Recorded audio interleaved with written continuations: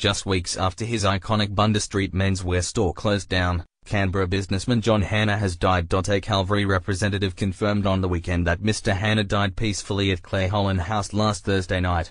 It is believed Mr. Hanna had been fighting cancer for a number of years. In an interview with Fairfax Media on his store closure in July, Mr. Hanna alluded to his illness and farewelled Canberra while fighting back tears. "Closing the store was a difficult decision for me to make, but I think there comes a time in life, I'm not a boy anymore and I'd like to enjoy some downtime before my day's done," he said in July. "So after 41 years I've decided to give it away, close down the business. My time has come." The news of Mr. Hanna's death has saddened hundreds of former John Hanna fine clothes for men clients, including owner of creative agency 385, James Wilson. Mr. Wilson, who owns more than 20 John Hanna suits, described Mr. Hanna as a truly wonderful man. He was a father to so many boys. He didn't have sons, but he had this amazing association with men from all walks of life, Mr. Wilson said. "Words are often said too late, but I wrote him a letter before he passed away. I was a kid when I first walked into John Hanna and he showed me style, he sold confidence. You'd walk out of the store feeling $1 million.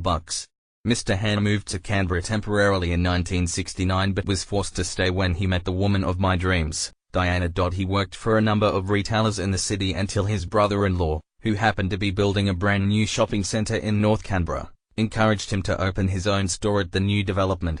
The first John Hanna menswear opened at Kippax Fair in 1976. Mr. Hanna's iconic Civic store opened on Bundy Street opposite a paddock where Canberra Centre now stands in 1993, and remained there until the end of July this year. Across 4 decades in business, he dressed literally thousands of Canberra grooms for their weddings and measured many a prominent politician for new threads.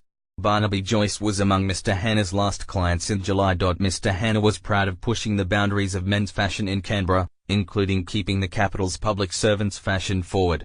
"We've tried to bring forward fashion but not avant-garde fashion to Canberra over the years, and, Canberra being a fairly conservative market, has tested our patience and our skills," Mr. Hanna said during an interview in July.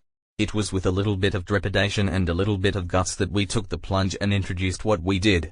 But it's great to see that the standard of dress in this town, with our influence, has probably risen, and I'm happy to have been part of that."